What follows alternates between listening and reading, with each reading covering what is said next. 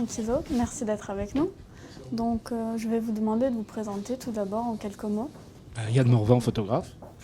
Kizo, auteur et réalisateur de Gang Story. D'accord. Et donc par rapport à votre parcours, tout d'abord, où vous est venue l'idée de cet ouvrage et comment vous êtes-vous rencontrés?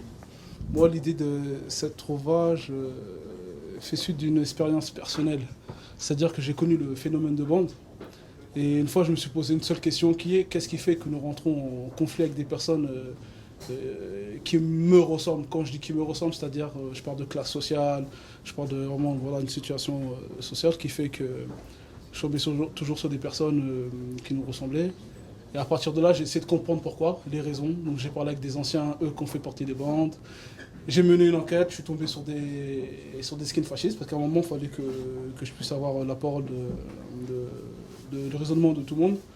Donc une fois que j'ai mené mon enquête, je suis tombé sur des photos de Yann Morvan. Je suis rentré en contact avec lui, il ne voulait jamais me voir. À un moment, il a craqué. Au bout de la 4e fois, il a dit « Ok, je veux te voir ». Je lui ai présenté le projet, il a apprécié et à partir de là, on a sorti un beau livre. Très bien. Et vous, Yann Le Morvan, comment vous êtes venu à photographier des groupuscules À l'époque, on est en 1975. Je vendais des bijoux sur la place du Tertre à Montmartre. J'étais étudiant, puis j'avais un petit carré noir avec des bagues avec des têtes de mort, des choses comme ça. Et il y a un type qui est venu me voir et qui m'a dit « Ah, combien elle coûte celle-là ?» Il avait les cheveux gominés, il avait des boutons plein la figure. Il avait un espèce de truc en sky, c'était même pas du cuir, des chaussures pointues. Et je lui dis « Mais t'es qui toi? Tu fais quoi là ?» Il me dit « Moi je suis un rocker. » Et je lui dis « Ah, c'est quoi ça les rockers ?» Je connaissais pas trop.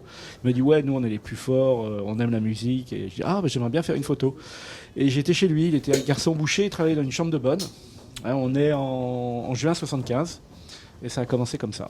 Dans votre ouvrage, on voit qu'il y a des groupes, donc les rockers, et des bikers, des skinheads, mais il y a aussi des groupes beaucoup plus contemporains.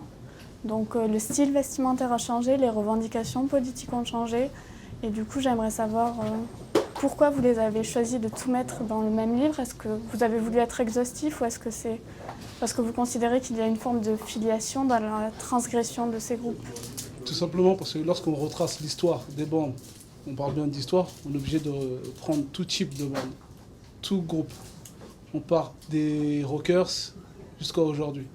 Je ne pouvais pas me permettre de prendre une seule bande, parce qu'après, on ne connaît pas forcément l'histoire. Donc j'ai préféré de prendre le risque de filmer des skins, d'aller voir des rebelles. Et voilà la raison pour laquelle on a pris tout le monde. Très bien. Et vous, Yann Le Morvan, par rapport à quel est votre ressenti en tant que photographe sur les différents groupes que vous avez pu photographier? Qu'est-ce que ça vous a apporté? Et comment vous avez ressenti les différentes ambiances entre cette évolution à travers le temps? Parce que c'est quand même un travail sur plusieurs années, donc c'est très riche. C'est un travail sociologique. On retrouve toujours un peu les mêmes paramètres, hein, c'est-à-dire le hasard, l'histoire, la famille, les conditions sociales, le déracinement. Enfin bon, c'est toujours un peu, que ça soit dans les années 60, 70 ou aujourd'hui, c'est toujours un peu les mêmes constantes. Donc c'est un travail un peu... Maintenant, je présente différemment quand je fais une projection. Je marque plus la chronologie. C'est-à-dire je mélange tout. Avant-hier, j'ai fait une projection au Salon de la Photo. Et donc je mélange 2012 jusqu'en 75. Et je trouve qu'il y a plus de logique quelque part. Dans le cas du livre, c'est logique, c'est un documentaire, donc on montre les choses d'une manière linéaire. Mais maintenant, en tant que photographe, disons, je fais plus passer le message en disant que c'est...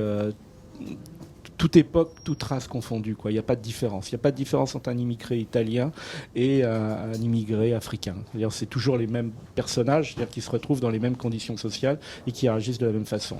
Alors après, la mode change, hein, parce que c'est aussi un livre, je pense, un livre de mode. Hein, c'est-à-dire que l'habillement, la musique, ça évolue avec le temps, la technique aussi. Mais disons, les conditions sont les mêmes. Et donc les individus, disons, plongés dans un liquide qui est la société, ils ressortent toujours de la même façon. Donc il y a une dimension anthropologique, il y a aussi une dimension, je dirais, politique. Hein. Direction politique, c'est que vous soyez, je ne me rappelle plus le propos de La Fontaine, hein, riche ou pauvre, vous vous retrouvez. Et c'est vrai que dans les cités aujourd'hui, et les cités d'hier ou d'aujourd'hui, on retrouve toujours les mêmes conditions et les mêmes résultats. Et donc c'est ce que je raconte dans ce livre, Gang Story. Voilà. C'est exactement ça. Et J'approuve. Voilà, il approuve. Et par rapport à la prise des photos, justement, on viendra à ce que vous avez écrit plus tard, mais comment est-ce que vous mettez en situation, vous arrivez à mettre en situation les personnes en face? Parce qu'il y a des photos qui sont travaillées, d'autres qui paraissent un peu plus prises sur le vif.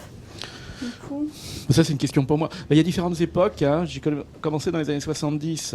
Et à l'époque, c'était Leica noir et blanc, enfin, c'est un appareil photo noir et blanc, parce que c'était la grande époque du quartier bressonisme. Hein, c'est-à-dire, il fallait faire une photo qui était l'instant décisif, ça s'appelait. Après, je suis passé dans les années 80, où là, il y avait l'influence disons, des vagues, je dirais, de la photographie anthropologique américaine, c'est-à-dire où est, disons, l'homme dans son environnement. Donc, on voit toute la deuxième partie, on voit les gens chez eux, c'est-à-dire qui posent au milieu de leur environnement. Hein. Finalement, là, c'est un travail plus sociologique. Et la troisième partie, où on voit là, c'est surtout les squats, où là, tout est un peu mélangé. C'est-à-dire, on arrive à un moment, disons, de chaos esthétique. La quatrième partie, où là, j'ai fait quelque chose de plus personnel. Hein, et j'ai voulu plus aller vers la mode, c'est-à-dire vers la photo de mode, c'est-à-dire faire poser avec un éclairage de mode, c'est un éclairage de mode, et montrer que finalement... quelque part, ce qui était important, c'était pas le fond, mais c'était la forme. D'accord. Et le rapport aux personnes que vous avez photographiées, comment ont-ils réagi? Est-ce que ça s'est bien passé ou est-ce que parfois vous avez plus de mal? La première fois que j'ai vu Kizo, il m'a mis une claque, hein, donc je me suis dit, écoute, qu'est-ce que tu veux que je fasse? Il m'a dit, tu veux qu'on fasse un livre ensemble? Donc il n'y a pas eu de problème. Non, mais ça dépendait, c'est comme tout, hein, je veux dire, il y a des gens avec qui ça se passe bien et des gens avec qui ça se passe mal. Je peux dire que grâce à Kizo, on a pu faire un travail remarquable, hein, c'est grâce à lui. Parce que c'est pas évident d'aller photographier les gens aux endroits où on a été. Dans d'autres périodes, c'était plus compliqué. Ça a été plus compliqué. Disons que voilà. D'accord. Et d'ailleurs, par rapport à l'écriture, donc vous avez choisi de raconter cette histoire des gants. Outre cette envie de mémoire, est-ce qu'il y a une autre raison qui vous a poussé à ça? L'autre raison, comme je l'ai dit, c'est on rentrait souvent en conflit et la question c'était pourquoi, tout simplement. D'accord. Et le message c'était de faire passer, le message que je voulais faire passer, c'était d'éviter de reprocher ce qu'on a fait. Et eux aussi ils vont reprocher ce qu'ils ont fait, ils vont reprocher ce que les jeunes feront. Ce que je veux dire. En gros, comment je vais vous expliquer ça en fait? C'est parce qu'en vérité, il y a plusieurs messages en vérité derrière tout ça. C'est que il y a une période, en fait, si vous voulez, avant les élections présidentielles, on montre souvent les cités qui brûlent. Et les jeunes jouent souvent, ça tombe souvent dans le piège, en sachant qu'il y en a aussi qui le font d'eux-mêmes. Mais il y en a beaucoup qui jouent de ça. Donc à un moment, qu'est-ce qu'on fait? Est-ce que c'est pas mieux de s'armer intellectuellement, c'est-à-dire à travers la politique, s'exprimer à travers la politique, parce que souvent, qu'est-ce qui se passe? On montre une voiture qui brûle dans une cité, ça passe dans le Parisien, l'autre cité veut faire la même chose. Donc je pense à un moment, le jeune qui veut se faire entendre à travers la politique. C'est le seul moyen, c'est la seule manière de se faire entendre et légalement. Donc le message est là. Voilà. En dehors de dire oui, la guerre c'est pas bien, c'est bien beau de parler, mais à un moment, il faut aussi rentrer dans l'action. Et quand je rentre dans l'action, c'est lorsque je fais des débats dans différents quartiers. J'ai fait peut-être au moins une dizaine de maisons de quartier, on a fait des cinémas, ainsi de suite. Et le message était toujours, il y a un moment, les armes, c'est pas ce qu'on tient et ce qu'on peut faire mal, les armes c'est dans la tête. Et comme je le dis, c'est à travers la politique. Je n'oriente pas, mais j'explique seulement que celui qui veut se faire entendre légalement, c'est à travers la politique. Parce que casser, brûler en bas de chez soi, on contribue seulement à créer ce qu'on appelle un ghetto, mais en fait, il n'y a pas un ghetto, c'est seulement un endroit défavorisé. Y a-t-il une question qu'on ne vous a jamais posée lors des interviews et qui vous aurait amené à traiter d'un thème ou d'un sujet? Oui, moi je sais. On ne nous a jamais demandé si on avait gagné beaucoup d'argent. Si on peut répondre. Si vous voulez, allez-y. Notamment, d'ailleurs, ça permet de rebondir sur l'histoire qui nous amène à la réédition de cet ouvrage et au procès. Non, parce que c'est intéressant. Pour moi, c'est une question intéressante. Et Kizo, parce que à chaque fois... Quand on allait moi j'ai été dans les cités, les gens disent tu vas faire un livre, tu vas faire un film, tu vas devenir riche. Et je veux dire, Kizo au départ pensait que quand on faisait un livre, on allait devenir, c'est vrai, hein, bon. Et c'est pas vrai du tout. C'est-à-dire que c'est vraiment un travail où on se rend compte, je dirais, presque, c'est au-delà du bénévolat. Hein, c'est quasiment quelque chose qui est un investissement physique, financier pour sortir ça.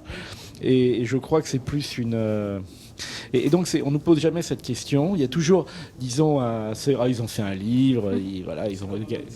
Ouais, non, mais en France, on ne parle pas d'argent. Mais c'est bien de parler d'argent aussi. Il faut en parler parce que on le voit aujourd'hui, les gens qui sont dans la misère, ils ne parlent pas d'argent, mais les gens qui parlent d'argent, en général, ils en ont. Hein. Donc, on ne nous a jamais posé la question.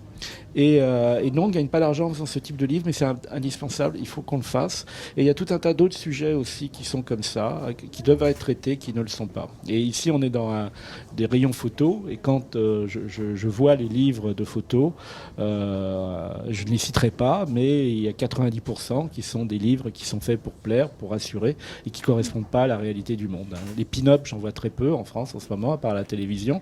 Hein, ou alors elles sont, la Patagonie, l'Inde, c'est des destinations qui doivent coûter cher, c'est des destinations qui sont... mais quelle est la réalité du monde aujourd'hui? Est-ce qu'on peut en parler? Et montrer, parler, ça peut aider aussi à trouver des solutions. Et ce que je vois aujourd'hui, c'est que dans les livres photos, entre guillemets, hein, on a très peu d'ouvrages qui traitent de la réalité. Alors on me dirait, moi j'ai peut-être pas envie non plus, mais je regarde des émissions à la télévision pour m'informer et savoir éventuellement comment je vais voter, hein, ou pas. Voilà. Et donc c'est important. Et donc c'est un problème dans ce pays. Il n'y a pas, disons, une culture où les gens s'intéressent finalement à ce qui se passe dans leur pays. Il y a une espèce de sentiment de fuite en ce moment, hein, d'oubli, ou alors de râle collectif qui n'est pas plus productif. Est-ce que tu... D'ailleurs, on voit bien une question qu'on m'a jamais posée, c'est ça? Oui. Je vais vous la dire, mais je ne vais pas répondre tout de suite, pour des raisons, parce que je prépare aussi un deuxième livre. Je suis rentré, j'ai réussi à filmer des groupuscules fascistes. C'est-à-dire, j'ai réussi à filmer Batskin, c'est-à-dire Serge Ayoub. Voilà, récemment, il a fait la une des journaux suite à la mort de Mérik. On me demande très rarement comment j'ai fait pour entrer je ne suis pas rentré dans le mouvement, mais comment j'ai fait pour y aller, pour y accéder, pour pouvoir les filmer, pour que tout se passe bien.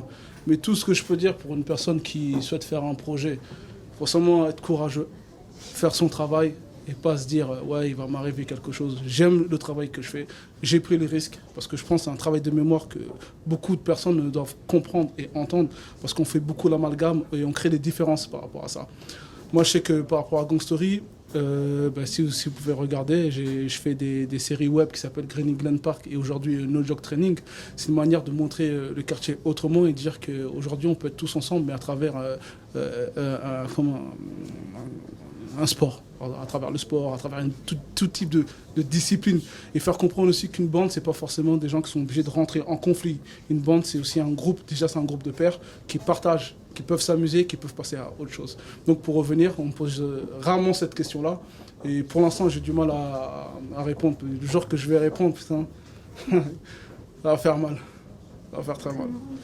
Mais c'est vrai que dans votre livre, on remarque une forme de volonté d'authenticité et aussi d'exhaustivité comme ça par rapport à tous ces groupuscules. Et du coup, j'aimerais, si vous aviez un mot ou peut-être une phrase ou une citation qui pourrait définir ce que ce travail vous a apporté et aussi ce que vous en ressortez d'une manière beaucoup plus personnelle. Si vous avez quelque chose à dire. Oui, j'ai un mot, moi, c'est un mot anglais hein, qui s'appelle embedded. Je ne sais pas si vous voyez ce que ça veut dire. C'est un mot pour les reporters de guerre, hein, ce que j'ai fait pendant 20 ans, c'est embarquer. Voilà. D'accord. Yann Morvan Et vous pour une rencontre dédicace autour de leur ouvrage Gang Story dans le nouvel espace rencontre dédicace au premier étage de notre magasin. Merci pour la pub. Moi, je vais seulement reprendre une phrase que j'ai mise. C'est « Si nous sommes tous des créatures de Dieu, pourquoi faire la différence ?» C'est tout.